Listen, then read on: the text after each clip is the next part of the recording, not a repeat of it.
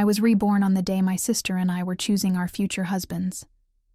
The moment I realized I could hear other people's thoughts. My sister's voice echoed in my mind. This time I need to get the better husband before she does. She eagerly pulled to herself the gentle man I had married in my past life, leaving me with the abusive man who had beaten her. I laughed bitterly. She truly believed the man I had married before was a good person? Little did she know that her schemes would lead us both down unexpected paths, where hidden abilities would reveal dangerous secrets, and the true monster wasn't who either of us expected. This is the story of how I discovered that the ability to hear thoughts was both a blessing and a curse in a game of survival. Subscribe now to discover how one woman's quest for independence led to unexpected love in the shadow of betrayal. I was reborn on the day my sister and I were choosing our future husbands, the moment I realized I could hear other people's thoughts. I heard my sister's voice in my mind. This time, I need to get the better husband before she does. And then she eagerly pulled to herself the gentle man I had married in my past life, leaving me with the abusive man who had beaten her. I laughed quietly. She really thought the man I had married before was a good person? Once again, I found myself on the day of husband selection. Sitting across from us at the dining table were two men of similar age. One was Logan Carter, the oldest son of the Carter family, cold and distant by nature.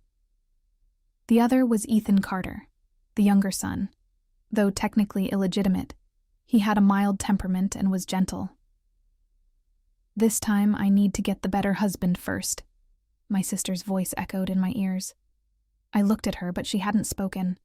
She was simply staring fixedly at Ethan. Just wait, I'll take him away this time. Her voice came again. That's when I realized I hadn't just been reborn, but I could hear people's thoughts. And judging by what my sister had just said, she had been reborn too. Otherwise, there would be no way for her to be thinking like this. Sure enough, in the next second she walked over and sat down next to Ethan, looking at him shyly. "Hi, my name is Sophia Evans. I like you," she said with affectation. At that moment, my father suddenly spoke. "Susan, since your sister has chosen Ethan Carter, then you'll marry Logan Carter." As soon as he said it, my sister's eyes filled with satisfaction. In her mind, she mocked, "This time you can take the beatings for me." In my past life, Sophia had married Logan.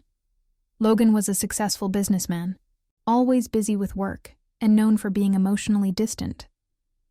My sister had tried countless times to get close to him, but each time she was beaten and thrown out of his room. Eventually, because she never had a child, Mrs. Carter declared her infertile and kicked her out of the family. Meanwhile, I had married Ethan. Even though he had little power in the Carter family, he still provided me with food and comfort. He took me shopping, to dinner, and spoiled me endlessly. Everyone in the Carter house knew how much he adored me. Later, when Logan suddenly died from poisoning, Ethan inherited the Carter family business, and my status in the house rose overnight. My sister, consumed with jealousy, deliberately drove her car into me while I was shopping, killing us both. "That's fine, Father," I replied with a smile. "Actually, I like Logan too." Then I calmly walked over and sat beside Logan Carter. I have to admit, this man had an incredibly strong presence. The moment I sat down, I felt an icy aura wrap around me, making me hesitate to speak. No wonder my sister had suffered so terribly in her past life. I tried to listen to his thoughts, but I heard nothing. However, when Ethan turned to look at Sophia with a smile, I suddenly heard his voice in my mind. What a pretty little doll. A chill ran down my spine. By instinct, I grabbed Logan's hand. Despite his cold personality, his hands were surprisingly warm. Feeling my touch, he turned to look at me. I quickly let go, and only then did he remain silent. Although Logan seemed intimidating, I still felt that staying with him was much better than being with Ethan, that venomous snake. This time, I was determined to change my tragic fate, I would make my own money, become independent, and not rely on anyone. Our wedding was held together. In my past life, we had also been married on the same day. Back then, Logan hadn't even shown up for the ceremony, while Ethan had arrived early in the morning, making everyone say he was the most attentive husband. And exactly as expected, history repeated itself. Ethan, dressed in a white suit, rushed in and carried Sophia away. When they passed by me, she gave me a smug look. "Susan, where's Logan? Didn't he come to pick you up?" she mocked. I simply smiled. "No need to worry about me, Sophia. Just take care of yourself." Her face darkened at my words, clearly choked. "Go ahead and laugh now. We'll see if you're still laughing when you're the one taking the beatings." After saying this in her mind, Ethan Carter took Sophia downstairs with him. But it was still too early to say who would have the last laugh. Just like in my past life, Logan Carter did not attend the wedding, leaving both my sister and me to endure endless gossip and judgmental looks. Sophia was even more delighted, unable to contain her excitement as she clung to Ethan and blurted out, "I love you, Ethan." Then he kissed her. After the kiss, she turned to stare at me, her lips still wet with saliva. I knew she was waiting to see me humiliated, but I wasn't stupid. Unlike my past self who had stormed out angrily, giving everyone in the Carter family the perfect scandal to gossip about, I wouldn't make the same mistake. I remembered how in my last life everyone had criticized Sophia for being immature and unsuitable to be the eldest daughter-in-law of the Carter family. As a result, after the wedding, Mrs. Carter never showed her any kindness, making her life in the Carter house miserable. With a balanced smile, I picked up the microphone and addressed the guests below the stage. Logan had an important business deal to negotiate today, so I'll be making the rounds in his place for the wedding toast. I hope everyone doesn't mind. The moment I said that, the murmuring among the guests ceased. Even Mrs. Carter, sitting at the head table, gave me a look of newfound appreciation. The Carter family was a prestigious house, highly concerned with maintaining their reputation.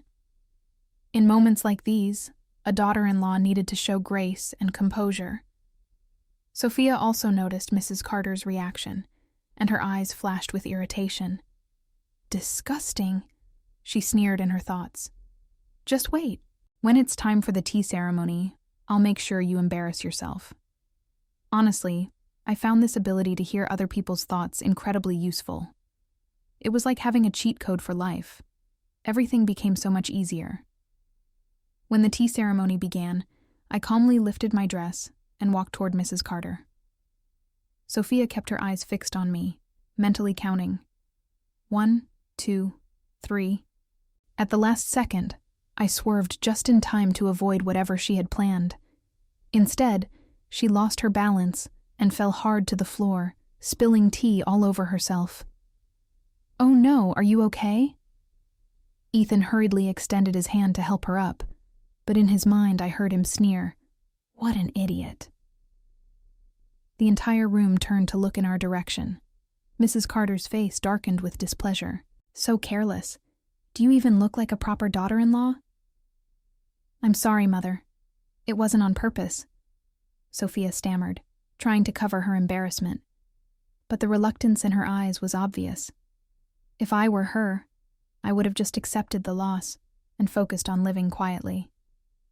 But she wasn't willing to leave me in peace, so I certainly wouldn't go easy on her. With Sophia making a fool of herself, the wedding ended in an awkward rush. From beginning to end, Mrs. Carter never gave her a kind look. But when she turned to me, there was only approval in her gaze. She even took my hand and said warmly, "Susan, tonight I'll make sure Logan comes home to keep you company. He should make it up to you." And sure enough, that night, Logan really did come back. The moment he walked through the door, he loosened his tie, his face full of exhaustion. I quickly stepped forward to take his coat. "Logan, you must be tired today," I said gently. He just looked at me and said nothing. In my past life, the servants had gossiped about how on our wedding night, Logan never came home. My sister had waited alone in the bridal chamber, becoming the laughingstock of the entire house. When she went to Mrs. Carter to complain, she was reprimanded instead, told that she lacked the ability to win a man's heart. While Logan was in the shower, I prepared his bed, made tea, and arranged the sofa for me to sleep on. When he came out and saw the scene, a flash of surprise passed through his eyes. I quickly explained. "You sleep on the bed, I'll take the sofa." He narrowed his eyes slightly, studying me. "Susan, are you trying to play hard to get?" Wearing only a robe, his chest was slightly exposed, droplets of water still clinging to his skin. I have to admit his physique was incredible. I quickly looked away. "We don't have real feelings for each other. Sharing a bed would be uncomfortable for both of us. If possible, I'd like to propose a partnership." Logan raised an eyebrow. "What do you mean?" "After all, our marriage is just a business arrangement. Many couples in our situation live separate lives and only pretend for appearances. I married you simply to secure a stable and comfortable life. I don't expect love." Hearing my words, he suddenly smiled. "You're smart. That works for me too. I can agree to this. I was just an ordinary person. I didn't have the skills or confidence to control a man's heart. In the Carter family, Logan's attitude toward me would largely depend on how Mrs. Carter viewed me. I had no desire to end up like Sophia in our past life, targeted and isolated by everyone. That wouldn't bring me any benefits. Besides, in my past life, Logan had been physically abusive to Sophia. I had no intention of provoking him and ending up in the same situation. Peaceful coexistence was the best option. This time, my only goal was to make money, start my own business, and rise to success through my own merits. To keep up appearances, I had Logan post a picture of us holding hands on social media with the caption, "Happy Newlyweds." That way, everyone would believe our marriage was going well. While browsing his profile, I noticed how empty it was. Besides this new post, there was nothing else. Someone like him must have a monotonous life. That night, Logan really did take the bed while I slept on the sofa. He had no concept of chivalry whatsoever. But I should be grateful. At least he didn't force me into anything. The next morning, I was awakened by the sound of Logan exercising. He was doing push-ups while listening to music. I had heard that emotionally cold men were usually fragile, but his ripped abs and toned calf muscles were proof of his incredible strength, far superior to Ethan's physique. "Stop staring, I'm not interested in you," Logan suddenly said, getting up from the floor. He put on his shirt and added, "Get ready, we're going to have breakfast." I knew what he was really saying. He wanted people to see us together to make it look like we were in love. Honestly, he seemed reasonable. I still couldn't understand why he had abused Sophia in our past life. After getting dressed, I left the house with Logan. The moment we stepped out, I saw Sophia and Ethan walking toward us hand in hand. Sophia was wearing a strapless dress, her collarbone and shoulders covered with hickeys, which she deliberately displayed as she leaned in closer. Her face radiated pride as she looked me up and down. "She's completely covered up. She must have been beaten last night and is trying to hide the bruises." Her inner voice echoed in my mind, followed by a smug smile. "Susan, how was your wedding night?" she asked, her voice full of mockery. Today I was wearing an elegant long-sleeved chipao-style dress.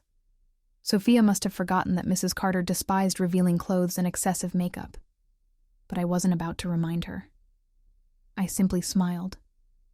"Sophia, based on seniority in the Carter family, you should be calling me sister-in-law, not sister." Her face darkened. She gritted her teeth, reluctant to accept. "Even Logan never calls you that. What right do you have to demand it from me?" Then she turned to Logan. "Logan, say something." I could feel the air around Logan growing colder. In his mind, Ethan cursed. "Damn idiot, just wait until tonight. I'll teach you a lesson." He pulled Sophia's hand, silently signaling for her to stop talking. But she was completely oblivious to the danger she had just put herself in. "Tell me, Ethan," Logan said calmly. "What's the first rule of the Carter family?" Ethan instantly lowered his head. "I'm sorry, Logan. I'll handle this immediately." In the next second, slap. Ethan delivered a hard slap across Sophia's face. "Show proper respect. Greet your brother-in-law and sister-in-law appropriately," he ordered. Sophia's face turned red from the slap. She was absolutely furious, but she knew that Logan wasn't someone she could challenge. Reluctantly, she muttered through gritted teeth, "Good morning, brother-in-law. Good morning, sister-in-law." As soon as she said it, Ethan dragged her away. I remembered that the first rule of the Carter family was that no one was allowed to disrespect the heir or his wife. Addressing them improperly resulted in 30 lashes, and Logan was the legitimate heir to the Carter family. I remembered that in my past life, in order to survive, I had memorized all the rules of the Carter family. Back then, after Sophia married Logan, she constantly bullied me. But because I knew this rule, I never dared to show disrespect to her. I had assumed that Sophia also knew the family rules, but clearly she hadn't memorized them. That's why she thought she could still bully me in this life. When we arrived at the dining hall, Sophia had already received her punishment. Her face was pale, and she kept her head down, not daring to sit down right away. Under the table, I glimpsed Ethan jabbing her hand with a needle repeatedly. "Useless woman. It's all your fault I had to endure this humiliation," he cursed in his mind, pressing harder each time. In my past life, it hadn't been long after marrying him that he started to abuse me. He never let me talk about it, and I had no way to escape. I suffered immensely because of him. That's why in this life, I would rather stay with Logan than end up with Ethan again. "Sophia, this time you chose your own husband. Don't blame me." Mrs. Carter arrived, and we all stood up to greet her. She leaned on her cane and was about to let us sit when her gaze froze on Sophia. Sophia hadn't changed her dress. She was still wearing that strapless gown. Sensing Mrs. Carter's disapproval, she immediately forced a smile, pretending to be embarrassed. "Mother, it was all Ethan's fault. He said he liked how I looked carrying his child." The moment those words left her mouth, Mrs. Carter's face darkened with fury. She raised her cane and struck Sophia across the back. "Shameless! What you do as a couple is your own business, but you must not speak of such things in public. And never dress so indecently again. You're humiliating the family." In my past life, even a maid had been fired just for wearing shorts. That's why I had always been careful. I only managed to survive in the Carter house because I lived cautiously. But Sophia always assumed my good life was because I had married the right man. She got it completely wrong. Why did she think a good life had to depend on someone else? "I'm sorry, Mother. I didn't know," Sophia whimpered, sweat beading on her forehead from the pain. Ethan quickly intervened, pretending to take responsibility. "Mother, it's my fault. I forgot to remind her." Though he sounded remorseful, I could hear his inner thoughts. "Serves you right. Watching you get beaten is the best entertainment." Disgusting. What a psychopath. Since she was a newly married daughter-in-law, Mrs. Carter didn't reprimand her further. She took her seat and instructed everyone to eat. Logan remained silent the entire time, but as we ate, he casually placed some food on my plate. I could feel Sophia's fervent gaze on me, as if she wanted to tear me apart. Smiling even more brightly, I said, "Thank you, dear." Mrs. Carter looked pleased as she turned to me. "Susan, after lunch you should go to the company with Logan and start learning. As the eldest daughter-in-law of the Carter family, you need to understand the business." I had expected this. In my past life, she had said the same thing to Sophia at the dinner table. But Sophia had responded, "I don't want to learn. I can just depend on Logan for the rest of my life." She had voluntarily pushed away a golden opportunity. Then, when she was eventually kicked out of the Carter family, she had nothing. "Of course, Mother. I replied obediently. Logan took me to the company. The whole way there, I tried to hear his thoughts, but heard nothing. Well, that made sense. A man like him wouldn't be influenced by emotions. He had nothing to worry about. When we arrived, Logan brought me to his office. "Wait here," he said categorically before leaving. Through the glass door, I saw him heading toward the conference room in a hurry. Curious, I followed. Inside, he was negotiating with a British businessman about selling a formula he had developed. Fortunately, before coming here, I had already done my research. This deal was critical for the Carter family. I heard the British man's thoughts loud and clear. "This formula is worth only a few $100s. This time I'll make sure I rip off the Carter family." I looked at him in surprise. His expression was calm and composed, revealing nothing. No one would suspect the scheming happening in his mind. He confidently quoted a price of $3 million. Logan hesitated, not responding immediately. Sensing an opportunity, the man pressed further. "Mr. Carter, I assure you this product will bring you far more value than $3 million. Just as Logan was about to agree, I pushed the door open and entered. "Hello," I greeted in English. Then I picked up the bottle of skincare serum he had developed and examined it closely. "I'm a woman. I understand skincare products better than most. Your formula contains only brightening ingredients. It has no anti-aging or wrinkle-reducing properties. And as an engineer, you must know that superficial brightening effects are insignificant at best. So tell me, why exactly is this formula worth $3 million? The British man was stunned. Logan leaned back, watching me with interest, not interrupting. I took this as a silent invitation to continue. "However," I added, "since this is a foreign product, and you've done quite a bit of promotion on social media, many people are already familiar with and trust your brand. So I'll offer this value." I raised a single finger. $1 million, I said. The man looked shocked. "Jack, $1 million is already quite generous. Think about it," Logan said, his gaze sharp. No, I interrupted. "I'll give you $10,000 for a formula that's barely worth a few hundred. $10,000 is my final offer." The room fell silent. The British man stood up abruptly, clearly angry. In broken Mandarin, he demanded, "Miss, who are you to name such a price? How am I supposed to do business like this? Fine, I won't sell. It's not like you need it." With that, he turned to leave. "Jack," Logan's voice was calm but authoritative, "I'll give you $1 million. Sign the contract now and I expect you to apologize to my wife." Jack froze mid-step, his eyes lighting up with excitement as he immediately turned around. "I'm sorry, Mrs. Carter. I didn't realize you were Mr. Carter's wife." After that, Logan took Jack away to sign the contract. When it was all over, I still couldn't understand. That formula was worth only a few $100s. Why did you pay him $1 million? Logan took a sip of coffee and spoke in a measured tone. "You have a good instinct for business, but you still don't fully understand the market. Jack's formula itself is worth nothing.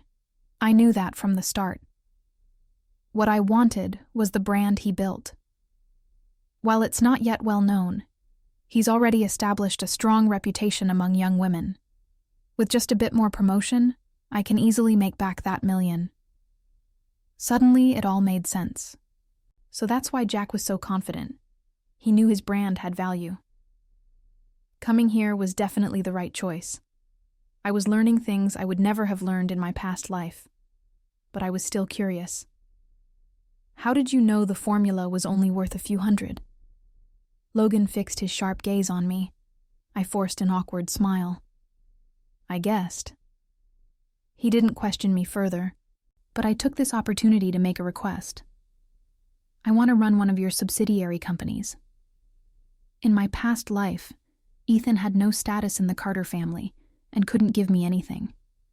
I had always wanted to start my own business, be my own boss. That way, I wouldn't have to depend on anyone. Once I made enough money, I could leave Logan. Logan studied me for a moment before smiling mischievously. You're quite ambitious. You're not planning to take the company, make a fortune, and then disappear, are you? His penetrating gaze made me feel exposed, as if he could see right through me. Damn. How was he better at reading people than I was? For the first time, I felt inferior. I had a literal superpower, but he still outmaneuvered me. This must be what real talent looked like. Of course not, I said with a smile. I just want to find something to do. Logan took a sip of his coffee and nodded. All right, but you need to learn from me first before I let you take charge. For the next few days, I followed Logan to the company and learned a lot. Not just about business, but also about navigating relationships and social situations. Surprisingly, one day he took the initiative to invite me to dinner. And not just anywhere. It was the most luxurious Western restaurant in the city. I didn't expect to find Sophia and Ethan there. Sophia was cutting his steak, but the moment she saw us enter, she immediately put down the knife and fork, looking startled. Susan, you're here too. She quickly realized her mistake and corrected herself. I mean, brother-in-law, sister-in-law, you're here for dinner too. In the next second, I heard her inner thoughts. What the hell of all times?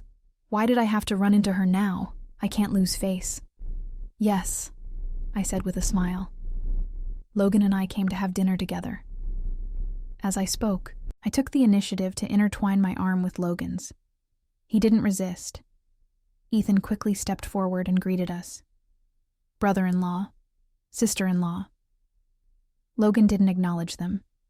Instead, he pulled me toward a table and seated us. I caught the furious look in Sophia's eyes as she watched us. She was probably wondering why Logan still hadn't beaten me. Why had he even taken me out to dinner? When I went to the restroom, Sophia was waiting for me outside, her expression murderous. Exactly like the look she had when she drove into me in my past life. You must be getting beaten behind closed doors, she sneered. Stop pretending. Just looking at you makes me sick. Hearing her words, I laughed softly. Then my eyes landed on the needle marks on her arm. Oh my God, Sophia, I said with feigned concern. What happened to your arm?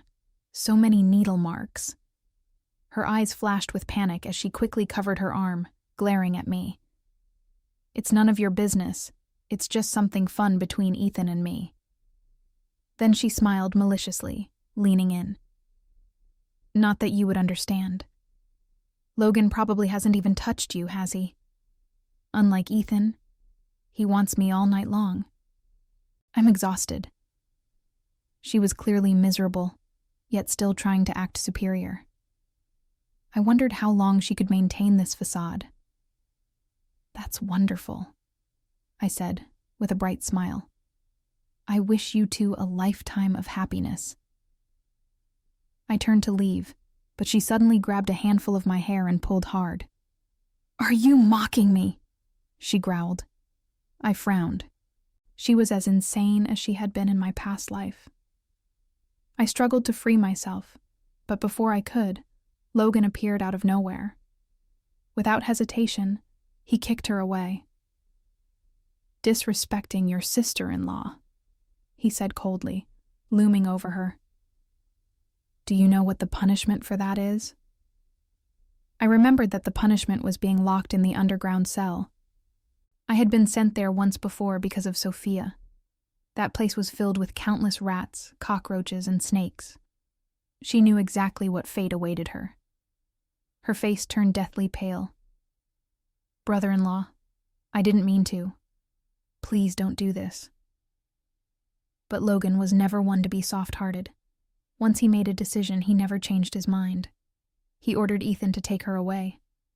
I heard Ethan curse in his thoughts. I hope she dies in there. Less trouble for me. Logan took me back to our room and checked my head. Are you okay? I'm fine, I said, brushing his hand away. She just pulled my hair a little. I straightened my clothes and fixed my hair before looking at him. But why did you suddenly come to the restroom? His dark eyes met mine. You were gone for a while. I was about to ask why you two were fighting again. I hesitated. I couldn't exactly tell him that Sophia had been reborn and was deliberately attacking me. So I simply said, "She told me that she and Ethan are intimate every night and that they're very happy. Unlike you, who doesn't even touch me. That's why we fought." Hearing my words, Logan's eyes darkened slightly. "So you're implying something?" I immediately realized he had misunderstood me. Waving my hands in panic, I quickly clarified. No, that's not what I meant. I was just explaining why we fought." Logan stared at me intently. "Susan, have you ever thought about doing that with me?" "Of course not," I blurted out without hesitation. "I told you, I just want to rely on you for a stable life. That's it." "That's it?" he pressed. I nodded firmly. He didn't say anything more. Instead, he suddenly slammed the door behind him and left. I had no idea which part of my words had upset him, nor did I care. I just wanted to focus on my own plans. The next day, Logan didn't take me to the company. Instead, he sent me to the subsidiary office to run it myself. I threw myself into managing the company, determined to make $10 million before walking away. Every day I pursued projects, negotiated deals, and brought in significant profits. Mrs. Carter even allowed me to take my share of the earnings directly. Just as I was reveling in my financial success, Sophia was finally released from the underground cell. That day, I had just finished work and returned home when I saw her. She had lost a lot of weight, but was still carefully dressed, her makeup flawless, her clothes elegant. She clung to Ethan as they walked toward me step by step. "Sister-in-law," she said sweetly, "I've already asked Mother's permission to learn the company business with you. I want to help lighten your workload." But in her mind I heard, "Very soon I'll make sure you and Logan die together." A sudden realization hit me. Logan's death in my past life had been sudden and unexplained. So it was Ethan. He was the one who caused it. And now he not only wanted to kill Logan, but he wanted to kill me too. I controlled my emotions and smiled at Sophia. "Great, you can start tomorrow." I deliberately agreed because I wanted to know exactly what they were planning. Sure enough, in the next moment, I heard her inner thoughts. "What an idiot. Just wait. I'll kill you both soon and live freely." So she had spent days in the underground cell, but was still lucid. Too bad she didn't know I could hear her thoughts. There was no way she could kill me. Logan had died from poisoning in my past life. Now I remembered the time I had seen a cabinet full of colorful vials in Ethan's basement. Back then, he frequently used them to experiment on me. Sometimes they made me pass out. Other times they put my body into overdrive. Thinking about it now, those were probably his poison samples. I took Sophia to the company and had her start as an intern. She had learned to hide her emotions now, agreeing to everything I said without hesitation. I knew exactly why. She was meticulously planning a murder. Ethan wanted Logan and me dead, but Sophia, she wanted Ethan dead too. This was something I could use to my advantage. It wasn't long before I put my plan into action. Behind Logan's back, I went to meet Ethan. I knew him well. He liked obedient women. That's how I survived alongside him for so long in my past life. So this time, I deliberately dressed provocatively and looked at him with weak admiration. "Ethan, I like you." His interest was immediately piqued. "Sister-in-law, aren't you afraid my brother will kill you?" I bit my lip, pretending to be shy. "I've always wanted to be with you." Then I lowered my voice and added, "And I have something important to tell you." He leaned in, intrigued. "Sophia wants to poison you," I whispered. "Yesterday at the company I heard her talking with a man about it." Ethan's face instantly darkened, fury burning in his eyes. "Are you serious?" "Of course," I nodded. She said you always beat her, so she's going to kill you. She wants to rise to power alone.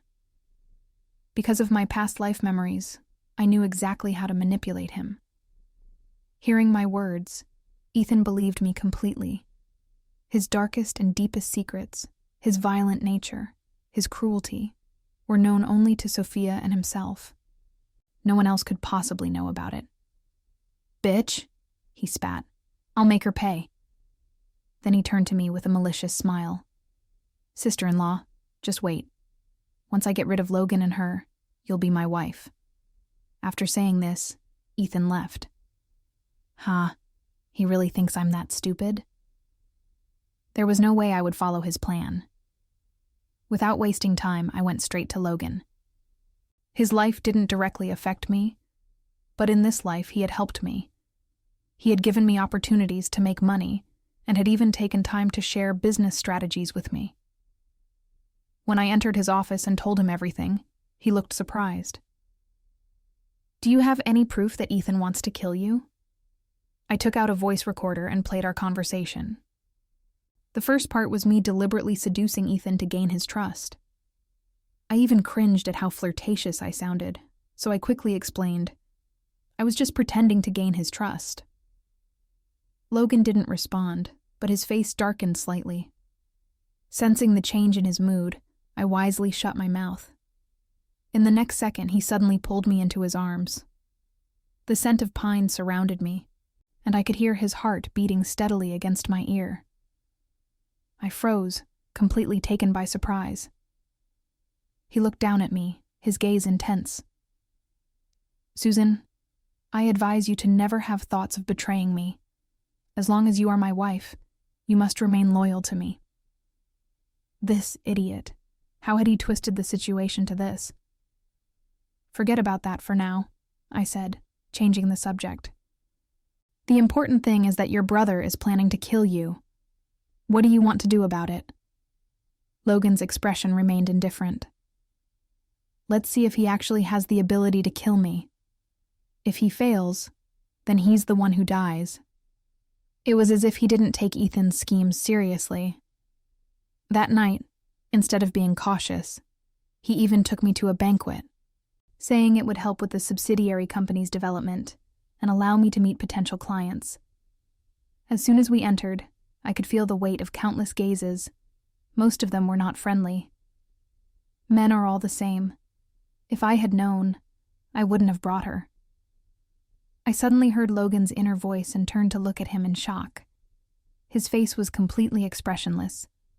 Did he just think that? What did he mean by that? Sensing my gaze, he looked at me. "What's wrong?" I quickly shook my head. "Nothing." But then I heard another thought from him. She's so clueless. I was stunned. The cold and arrogant CEO in my memory was thinking this. I forced myself to stay calm and kept my emotions in check. After the banquet, Logan took me home. Sophia and Ethan were waiting for us in the living room. Sophia smiled warmly and invited us for dinner. Ethan, on the other hand, couldn't stop staring at my chest. Then, with a relaxed smile, he said, "Brother-in-law, sister-in-law, Sophia and I bought some very good ingredients today. Come eat with us." Damn, could he be more obvious? I genuinely couldn't understand how Logan had fallen for such a pathetic trap in my past life. The dinner table was filled with delicious dishes, but I didn't dare take a single bite. Under the table, I reached for Logan's hand and squeezed it as a warning. But in the next second, before I could react, he had already picked up his chopsticks and taken a bite. "It tastes good," he said casually. "Let's all eat together." Sophia and Ethan exchanged a quick glance, their eyes gleaming with pleasure. My panic rose. I dug my nails into Logan's hand, trying to make him stop, but he didn't even flinch.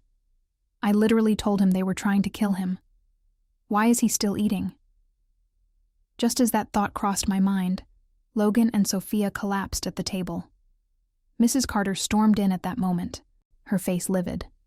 "Guards, take these two filthy traitors to the underground cell. They are never to come out again." I barely had time to process what was happening before Logan turned his head in my direction, his lips curving into a slight smile. "Susan, I'm not as foolish as you think," he said. "I already informed my mother to install security cameras throughout the house. The moment Ethan put poison in the drinks, we switched them. Instead of poison, they're the ones who drank sedatives." Then his voice lowered slightly. "But you looked really scared for me just now. You're not falling in love with me, are you?" For some reason, my heart started to race at his words. "I'm not," I said quickly. "I was just afraid that if you died, I wouldn't have anyone to rely on." He flashed a bright smile. "Is that so?" With Sophia and Ethan locked in the underground cell, I finally breathed a sigh of relief. The two people I feared most were now out of the picture. I had also earned enough money. Now the only thing left was to talk about divorce with Logan. But I was waiting for an opportunity, and Logan was incredibly busy, barely coming home. I could only wait for the right moment. That day, I heard from the servants that Ethan and Sophia were repeatedly asking to see me. I decided to visit Sophia first. Her hair was a mess, and she looked exhausted, but her eyes still burned with resentment. "How did you know I was trying to kill you? How did you find out?" In the next second, her eyes widened in realization. "I get it. You came back too, didn't you?" I smiled and looked at her. "Sophia, are you only realizing this now?" Her face contorted with fury as she threw herself against the bars, gripping them tightly as if she wanted to tear me apart. "You bitch. You were hiding it so well. You knew Ethan was a psychopath all along, didn't you? You just stood by and watched me jump into the abyss." "Susan, you're so cruel." I met her gaze, staring at a face that bore some resemblance to mine. She was my sister by blood, but in my past life she had personally killed me. If I couldn't hear thoughts in this life, I would have died again. "You chose Ethan yourself. You also chose Logan. No matter who you choose, you're never satisfied, so you blame me." "But have you ever thought that the real problem is you?" I said coldly. "You want to rely on men. I just want to rely on myself. That's the difference between us." "But why do things always go well for you, no matter who you're with?" she cried in frustration. "You think my life is easy?" I scoffed. "I've been fighting for my survival every step of the way. I earned everything I have. But you never made any effort. You expect others to save you. That's why you deserve this outcome." With that, I turned and left. Behind me, Sophia screamed in rage. "Just wait. Next time I won't lose to you." Next, I went to see Ethan. He was carefully arranging a blanket. Some habits never change. His obsessive-compulsive tendencies were still there. When he saw me, he actually laughed. "Susan, you're smart," he said. "You're a great actress. You know, I really believed you wanted to be with me. I was totally prepared to kill Sophia and Logan for you. But you gave me quite a surprise." "You deserved it," I retorted, glaring at him. His face overlapped with the distorted image of him from my past life, the man who had tortured me. My anger burned even hotter. He took slow, deliberate steps toward me, his gaze traveling up and down my body. "If I weren't locked up here," he murmured, "I'd tie you down and inject something that would make you feel pure bliss." I couldn't bear to listen anymore. "Ethan, you'll rot in hell," I spat before turning and running out. Even after leaving the underground cell, my breathing was still unsteady. I couldn't shake the image of his unhinged expression. But at least in this life I had finally escaped him. That night, Logan came home drunk. The moment he entered the room, he stumbled forward, bumping into me. We both fell to the floor. "You're drunk," I muttered, trying to push him away. "I'll make you some tea to sober up." But he didn't move. Instead, he began to unbutton his shirt, his penetrating eyes locking onto mine with intense possessiveness. I froze. In that instant, I realized he wasn't drunk at all. "Logan, think carefully about what you're doing," I said, my voice firm. "We're just partners. You're not allowed to touch me." He suddenly covered my mouth and whispered in my ear, "No matter what, you're my wife, and I will touch you." I pushed him away. "No, I want a divorce. You can't touch me." The room fell into complete silence. Logan's face darkened. He slowly released me, his expression unreadable. "I knew it," he murmured. "I knew you were planning to leave me." There was something in the way he said it. He sounded defeated. "Susan, you're a heartless woman," he said. "Have you already forgotten me?" I frowned. "What do you mean?" His deep black eyes locked onto mine. "Do you remember Chase?" His words took me back to childhood memories. I was still in elementary school at that time.